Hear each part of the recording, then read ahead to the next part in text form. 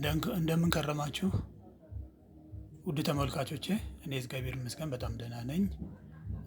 የምለቃቸውን ቪዲዮዎች ሰብስክራይብ፣ ሼር እና ላይክ እያደረጋችሁ በሆኑ ከልብ አመሰግናለሁኝ።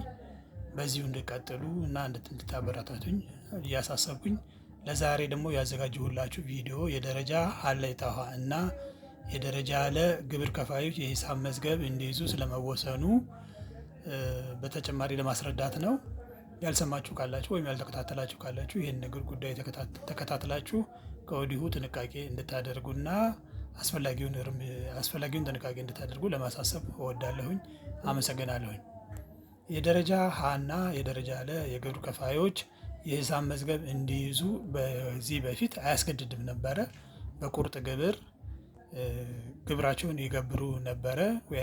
አሁን ግን ማንኛውም የደረጃ ሀና የደረጃ ለ ግብር ከፋይ የሆነ የሂሳብ መዝገብ እንዲይዝ ስለተወሰነ የሂሳብ መዝገብ ያልያዛችሁ ተመልካቾች ካላችሁ ከዚህ በኋላ የሂሳብ መዝገብ እንድትይዙ። ይህ ማለት ምን ማለት ነው? ስትገዙም በደረሰኝ መሆን አለበት፣ ስትሸጡም በደረሰኝ መሆን አለበት። ማለትም ገቢና ወጫችሁን ሂሳብ ተሰርቶ ነው ለግብር የሚቀርበው እና ስትገዙ በደረሰኝ የማትገዙ ከሆነ ወጪ አይመዘገብላችሁም። ስትሸጡም በደረሰኝ የማትሸጡ ከሆነ ደግሞ በሕግ አግባብ ስለሚያስቀጣ ይህንንም ጥንቃቄ ያደርጋችሁ አስፈላጊውን ሁኔታ ጥንቃቄ አድርጋችሁ ወደ ስራው እንድትገቡ ለማሳሰብ እወዳለሁኝ። በተጨማሪ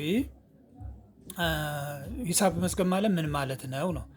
የሂሳብ መዝገብ ያዙ ማለት የሂሳብ መዝገብ ማለት መዝገብ የምተዘጋጁ ሳይሆን በሂሳብ ባለሙያ የሚጠቀሱ የስራ ዘርፎች አሉ። በፈቃድ ያላቸው የሂሳብ ባለሙያዎች በሱ ገቢና ወጪው ተሰልቶ የአመቱ ትርፍ ወይም ኪሳራ ተለይቶ በዛ መሰረት ገቢዎች በዛ መሰረት የሚያስከፍለው አመታዊ የታክስ ግብር ነው ማለት ነው።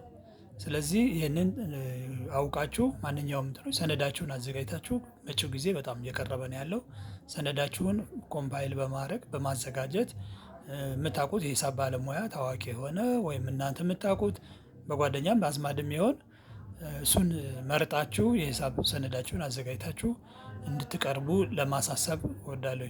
ከዚህ በፊትም በሂሳብ መዝገብ እያቀረባችሁ ሪፖርት የምታደርጉ ተመልካቾች ካላችሁም አሁን ጊዜውም እየደረሰ ስለሆነ ከወዲሁ ባላንሳችሁን መስራት ይጠበቅባችኋል። ከወዲሁ ገቢያችን ምን ያህል ነው፣ ሽያጫችን ምን ያህል ነው፣ ወይም ወጫችን ምን ያህል ነው፣ ገቢያችን ደግሞ ምን ያህል ነው የሚለውን ከወዲሁ ባላንስታችሁን ሰርታችሁ ከወዲሁ መገምገም አሰስ ማድረግ የሚያስፈልግ በመሆኑ ይህንን ሁኔታ ችላ ሳትሉት ቀሪው ጊዜ አጭር በመሆኑ ይህንን አሰስ እንድታደርጉ አሳስባለሁኝ።